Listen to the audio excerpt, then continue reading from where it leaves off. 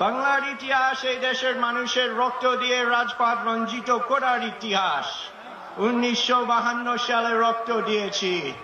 1954 সালে নির্বাচনে জয়লাভ করেও আমরা গদিতে বসতে পারি নাই। 1958 সালে আইয়ুব খান মার্শাল ল জারি করে 10 বছর পর্যন্ত আমাদের গোলাম করে রেখেছে। 1966 সালে 6 দফা আন্দোলনে 7 জুনে আমার ছেলেদের গুলি করে হত্যা করা হয়েছে। 1969 আন্দোলনে আমাদের মুক্তির সংগ্রাম